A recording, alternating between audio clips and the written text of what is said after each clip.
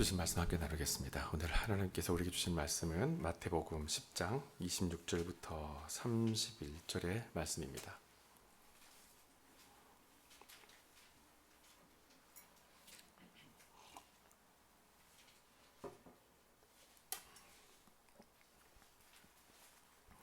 (10장) 26절부터 31절, 저와 함께 오늘 주신 말씀 천천히 함께 봉독하도록 하겠습니다.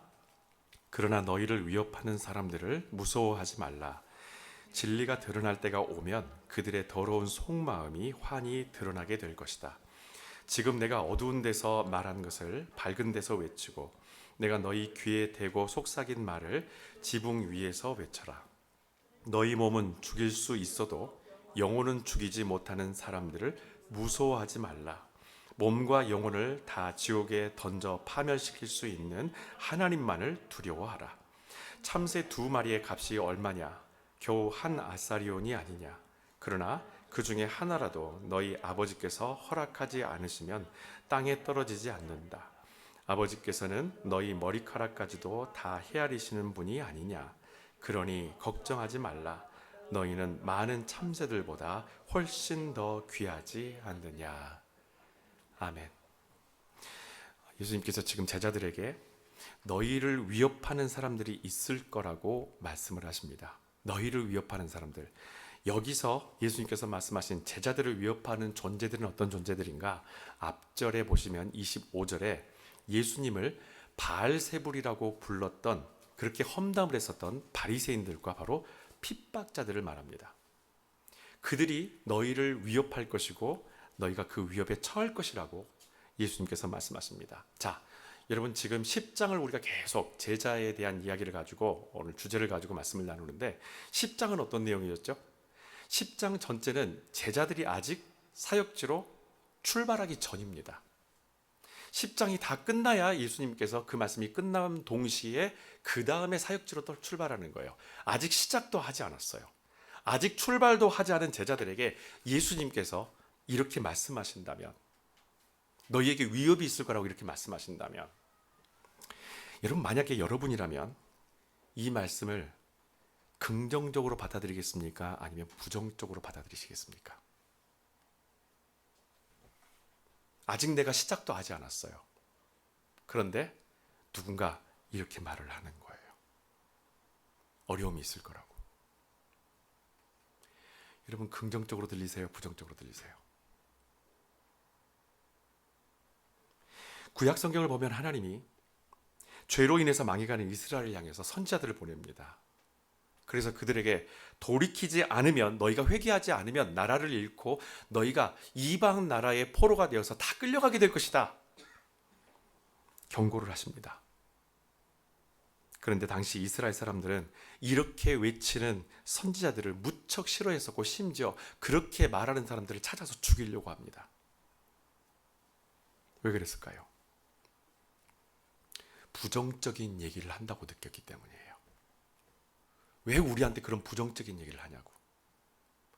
지금 나라가, 우리가 보기에는 나라가 망할 징조가 하나도 보이지 않는데 당신은 왜 우리에게 자꾸 회개하라고 하냐고. 나는 죄 진 거 없는 것 같은데, 나는 신앙생활 잘하고 있는 것 같은데, 난 잘 서 있는 것 같은데 왜 나에게 자꾸 회개하라고 하냐고.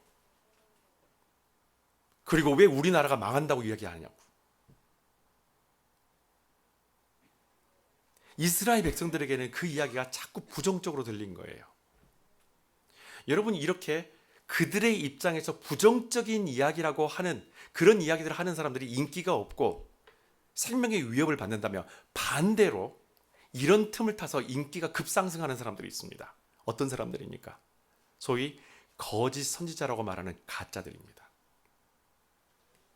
그들은 자기도 확신이 없는 상황 가운데에서 아무런 어떤 확신도 없음에도 불구하고 거짓된 희망을 이스라엘 백성들한테 이야기합니다. 우리는 절대 망하지 않아. 너희가 죄가 있는 것이 아니야. 너희 실수였어 그냥. 그건 죄가 아니야. 하나님은 우리를 절대로, 그렇기 때문에 이방인들의 손에 절대 넘기지 않을 거야. 우리는 망하지 않아. 우리는 괜찮을 거야. 이런 말이 이스라엘 백성들한테 너무 듣기 좋았다라는 거예요. 거짓 선지자들이 하는 말보다 참 선지자들이 하는 말이 너무나 부정적으로 들렸고 불편하게 들렸던 것이 죄 가운데 있었던 사람들의 모습이에요. 자, 그런데 하나님이 그들에게 경고하신 것은 그들이 되돌아오길 원하셨던 무엇 때문입니까? 사랑의 마음 때문이었죠. 죄의 결과가 어떻게 나타나는지를 하나님께서는 자기 백성에게 지금 이렇게 분명하게 일러주시는 거예요. 왜냐하면 죄의 결과에 대해서 아시는 분은 하나님밖에 없어요. 죄로 인해서 우리가 이 사후에 어떤 결과를 얻게 될지를 그것을 아시는 분은 유일하게 하나님밖에는 없어요. 영원한 하나님 나라를, 영원한 생명의 나라를 아시는 분도 하나님이셔. 영원한 지옥도 아시는 분도 하나님밖에 없어요. 그러니 하나님께서 이 땅에 지금 아직 기회가 있는, 아직 생명의 기회가 있는 사람들을 향해서 그들을 살리기 위해 이런 말씀을 하십니다. 여러분, 하나님이 원하시는 것은 당신의 형상을 조차 지음받은 사람들이 예수 그리스도를 믿음으로 구원함을 받아서 영원한 하나님 나라에 거하는 것이 바로 그것이 하나님의 목적이에요. 하나님의 모든 말씀의 목적, 예수 그리스도를 보내신 목적, 그건 살리기 위해서입니다. 그래서 하나님은 살리기 위해, 구원하시기 위해 오늘 저와 여러분에게 이렇게 말씀을 주시는 겁니다. 여러분, 사실 바리새인들이 예수님을 핍박하고 예수님의 제자들을 위협하는 것은 당연한 사실이에요. 그래서 예수님의 제자들에게 예수님이 그렇게 말합니다. 너희를 잡아서 신문하고 매를 때리고 곳곳에서 위협하는 사람들을 너희는 반드시 만나게 될 것이다. 여러분, 복음을 전하니 그 믿음대로 살려고 하니 위협을 받지 않는다는 건 비정상인 겁니다. 말씀대로 살려고 하기 때문에, 그 복음의 진리대로 살기 때문에 충돌이 자꾸 일어난다고 말씀드렸죠. 우리 안에서 그런 일들이 일어날 수밖에 없는 거예요. 제자들에게 지금 그걸 말씀해 주시는 겁니다. 그런데 누군가에게는 이런 말이 기운 빠지는 부정적인 메시지로 들리는 이유가 도대체 뭘까요? 위협을 받는다, 매를 맞는다, 곳곳에서 너희들을 붙잡아 갈 것이다, 이런 말들이 왜 우리에게, 어떤 사람에게는 성경의 말씀인데도, 하나님의 말씀인데도 불구하고 자꾸 이렇게 불편하고 부정적으로 들리게 될까요? 여러분, 내가 부족한 사람이라고 여길 때에 하나님의 말씀이 계속해서 부정적으로 들려요. 우리가 하나님 앞에서 부족한 것은 사실입니다. 그런데 하나님 앞에서 생각하는 그 부족함과 매사에 내가 부족한 사람이라고 생각하는 그 열등감으로 살아가는 것은 분명히 차이가 있는 거예요. 하나님, 당신 앞에 나는 아무것도 아닙니다. 내 자신의 부족함을 낮추면서 하나님 앞에 나아가는 그 부족함의 그 고백은 오히려 겸손이에요. 그런데 매사에 내 자신이 나는 부족해요, 나는 가난해요, 난 가진 것 없어요, 난 늘 불리해요, 나에게 늘 기회가 주어지지 않아요, 그런 자기의 부족함만을 생각하고 사는 사람은 하나님의 말씀이, 어떤 말씀이 들어온다 할지라도 그 말씀이 모두 다 부정적으로 들리는 거예요. 듣기 싫은 거죠. 여러분, 이러한 사고관에 기름을 끼얹은 것은 부족함을 알면서도 아무것도 하지 않는 그 게으름과 자기 비관입니다. 오히려 이것 자체가 실질적인 그 상황보다 스트레스로 먼저 우리 자신에게 인식되어서 쓸데없는 자기 위로를 다른 방식으로 해나가기 시작하는 거예요. 예를 들자면 막 폭식을 하는 거예요. 인터넷만 집중하고 거기에만 빠져드는 거예요. 계속 의미 없이 마우스만 끄적거리는 거예요. 일을 자꾸 미룹니다. 수없이 많은 방법으로 자기 스트레스를 그런 방식으로 풀어낼 수밖에 없는 거예요. 왜? 방법이 없으니까. 그러니 사람들의 목소리, 심지어 나를 위해서 해주는 그런 위로도요, 그때 다 부정적으로 이해되는 거예요. 예수님은 그래서 처음부터 제자들에게 뭘 줬습니까? 권능과 능력을 부어주셨잖아요. 그래서 그들의 부족함을 느끼지 못하도록 먼저 그 제자들에게 권능을 부어주신 거예요. 예수님은 지금 제자들에게 부정적인 얘기를 하신 게 아니라 현실적인 얘기를 하고 계시는 겁니다. 믿음으로 살아가게 되면 어떻게 되는지 그 현실을 분명하게 지금 얘기해 주시는 거예요. 부정적이라고 생각하는 것은 그 이야기를 받아들이는 내 자신인, 하나님께서는, 주님께서는 말씀하실 때에 이 말을 부정적으로 우리에게 던진 게 아니에요. 있는 현실을, 죄의 결과가 무엇인지를, 구원의 결과가 무엇인지를 우리에게 분명하게 현실을 얘기해 준 것이지, 그 어떤 것도 긍정적으로 말씀해 주신 것도, 그 어떤 것도 부정적으로 말씀해 주신 것도 없어요. 성경에는 긍정적인 부정적인 메시지 없습니다. 사실만 말씀하십니다. 상상은 없어요. 예수님은 현실을 말씀하셨는데 우리가 그것을 부정적으로 이해하게 되면 우리는 아무것도 하지 않게 됩니다. 아무것도.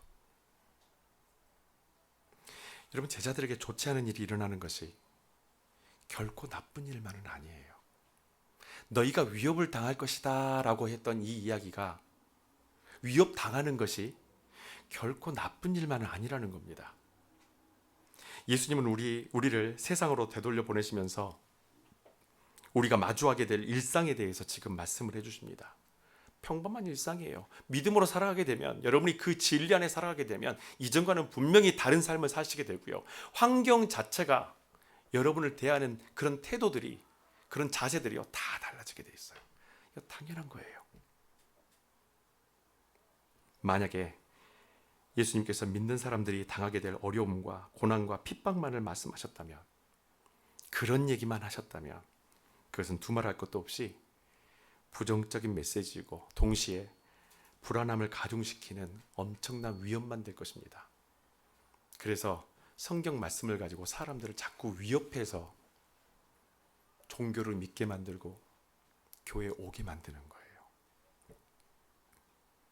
하지만 여러분, 하나님의 말씀은 모든 주제가 회복과 승리에 있어요. 그렇기 때문에 우리에게 설령 좋지 않은 일이 일어났다 할지라도 여러분, 그것은요 꼭 나쁜 일만은 절대 아닙니다. 지금 우리의 삶을 한 번만 체크해 보세요. 여러분에게 일어나는 일들이 어떤 일들입니까?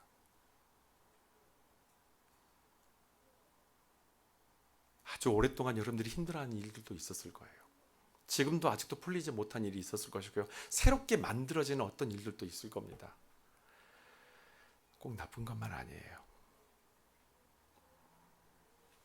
그것을 설명해 주실 수 있는 분이 오늘 예수 그리스도입니다. 제가 오늘 여러분에게 아무리 괜찮을 겁니다, 집사님, 성도님 괜찮을 거예요, 좋아질 거예요, 좋은 일이 있을 거예요, 제가 그렇게 말한들 얼마나 여러분들에게 위로가 될까요? 그 말이 몇 퍼센트나 여러분들에게 진실처럼, 그리고 여러분에게 그 말이 위로가 정말 될 수 있을까요? 이 목사들은 다 그래, 목사들은 하는 얘기가 다 똑같아, 늘 똑같은 얘기를 해, 다 괜찮다고, 다 하나님의 뜻일 거라고, 다 좋아질 거라고. 교회 리더십들 다 똑같아, 셀리들 다 똑같아, 구역장들 다 똑같아, 어른들 다 똑같아, 똑같은 얘기들만 해. 여러분, 저는 오늘 여러분들에게 예수님의 말씀을 통해서 왜 그분이 복음이신지, 우리에게 왜 굿뉴스가 되실 수밖에 없는지를 지금부터 나누려고 합니다.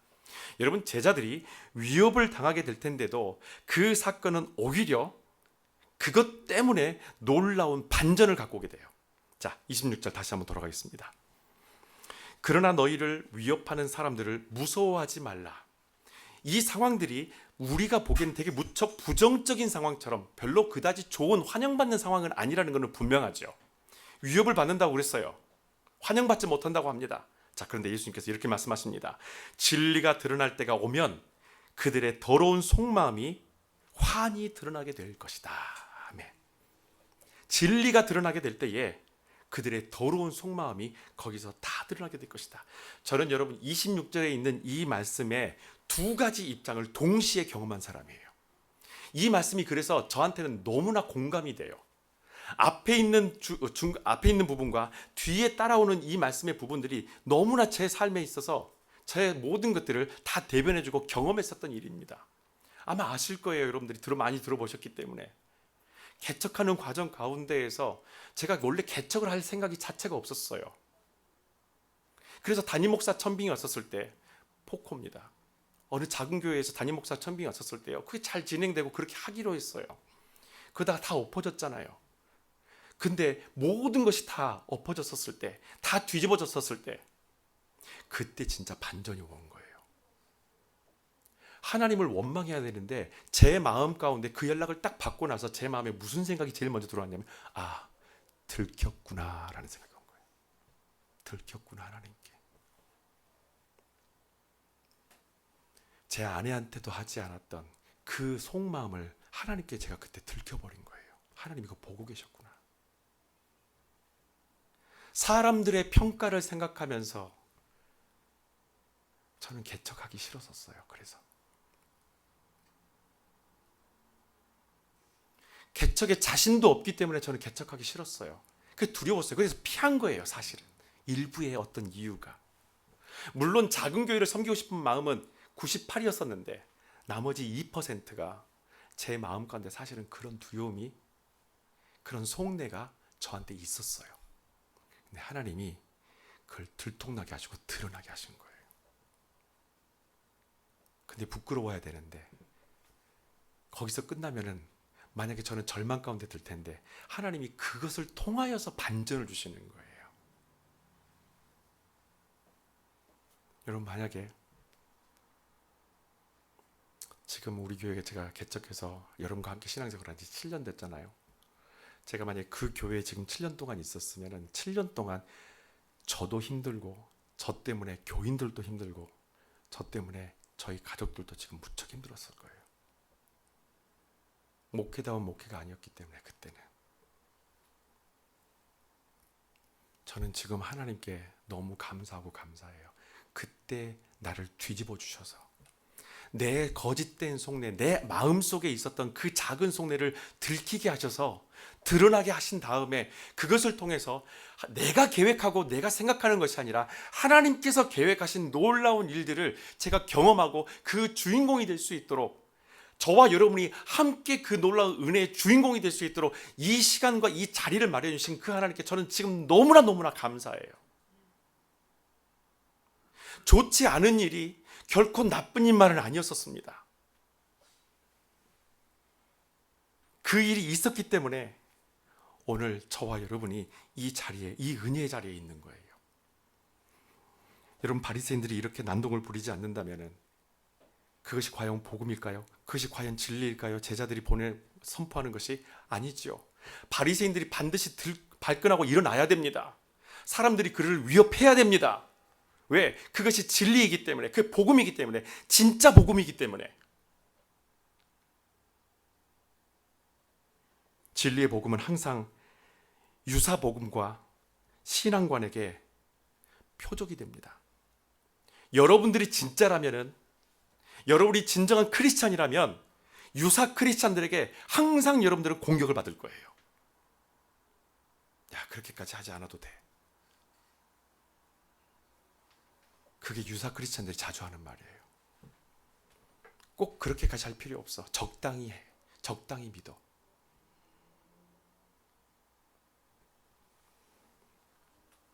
여러분, 그런 현상들이 일어났었을 때 이상하게 여기지 마십시오. 여러분들이 복음의 진리 안에 서 있기 때문에 공격받는 것이고 표적이 되는 겁니다.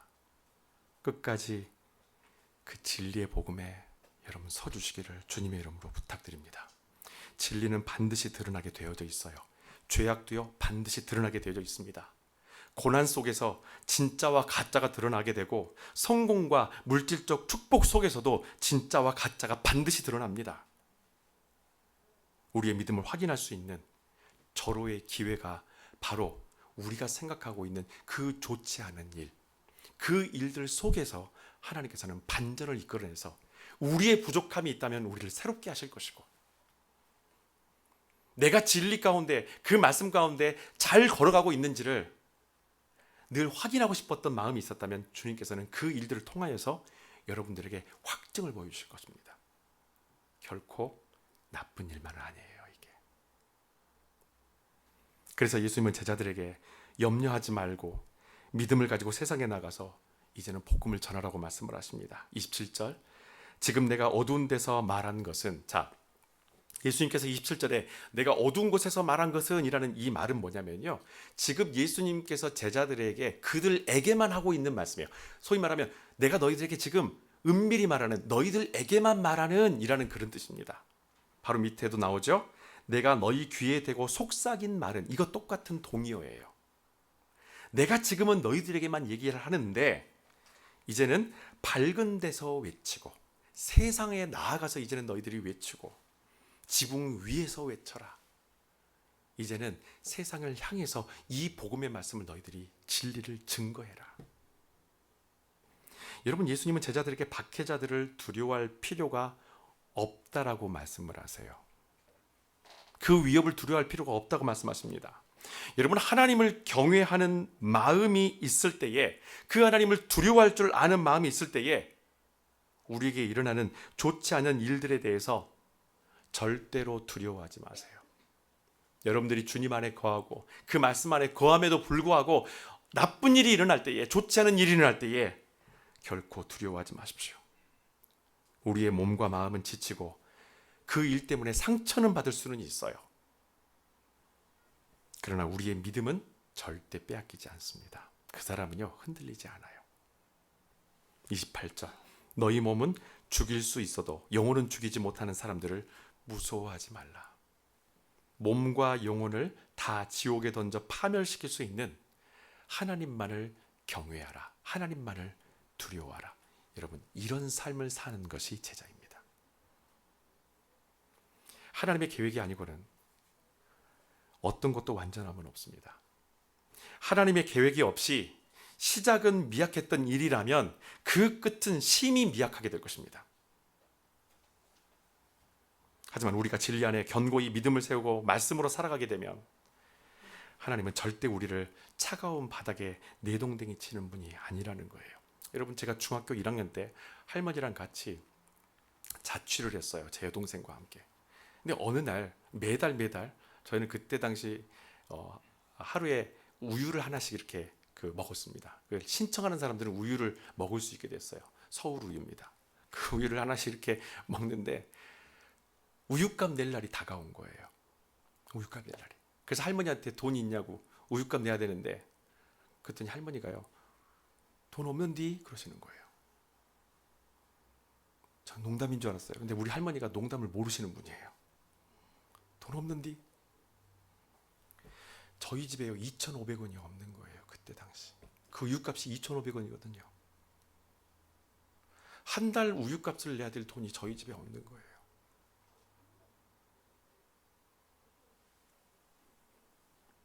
세상에서 제일 그때 제가 필요했던 것은요 2,500원이에요. 단돈 2,500원.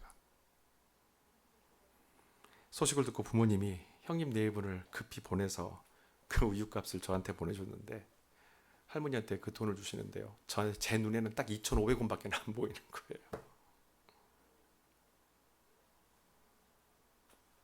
평소에 저에게 2,500원은요 사실은 아무것도 아닌 돈이에요. 왜냐하면 제가 필요하지 않은 돈이기 때문에. 5만 원이 있든 2만 5천 원이 있든 2,500원이 있든 제 눈에는 필요 없는 돈이면요 사실은 관심 없는 돈이에요. 그런데 그 돈이 가치가 있게 느껴지는 것은요, 내가 그것을 써야 하고 필요한 돈이었기 때문에. 다른 사람에게는 2,500원이 별것 아닌 돈처럼 보일지 모르지만, 야 2,500원도 집에 없냐? 이렇게 느낄 수도 생각할 수도 있겠지만 저한테는 너무나 필요했던 겁니다. 필요했던 순간이 되었었을 때 그것은 우유값을 내지 않아서 매를 맞는 일이 없게 해준 2,500원은 저 자신에게 있어서는요 제 허벅지의 은인이에요. 돈 안 되면 매 맞았거든요. 그때 하나님께서 한 마리에 단돈 2,500원 하던 참새도 당신의 허락이 없이는 절대로 땅에 떨어지지 않는다라고 말씀을 하세요. 한 아사리온이 5,000원이에요. 지금 돈으로 2불 50이에요. 5불이에요. 근데 두 마리의 참새는 얼마겠습니까? 한 마리당 2불 50인 거예요. 2,500원이에요. 보잘것없죠. 2불 50 그게 뭐 어때서.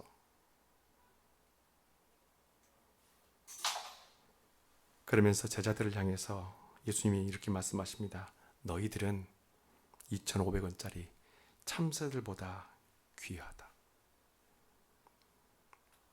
그래서 하나님은 아무리 보잘것없다 할지라도 네 자신 스스로가 나는 보잘것없고 나는 아무것도 아니고 나는 세상 가운데서 가장 비천한 존재라고 생각하고 가장 불행한 사람이라고 생각할지 모르지만 하나님은 너를 당신의 계획 없이는 절대로 땅에 떨어지지 않게 하신다 말씀하세요. 우리는 하나님의 주권과 섭리 안에 있는 제자들입니다.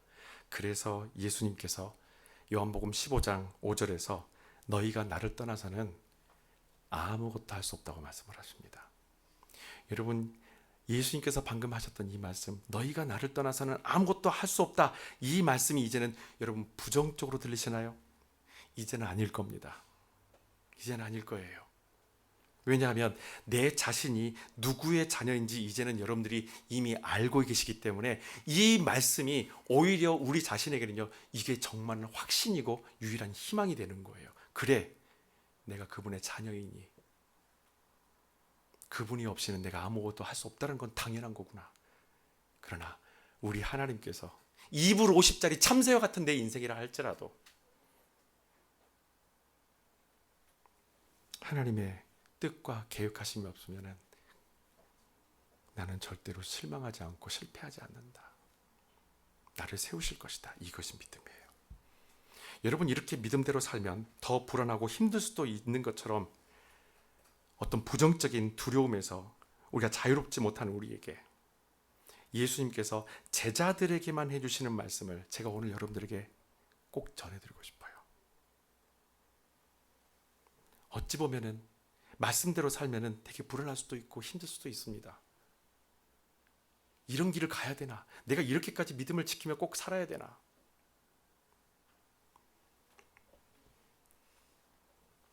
여러분에게 이 말씀을 전합니다. 30절 31절 아버지께서는 너희 머리카락까지도 다 헤아리시는 분이 아니냐.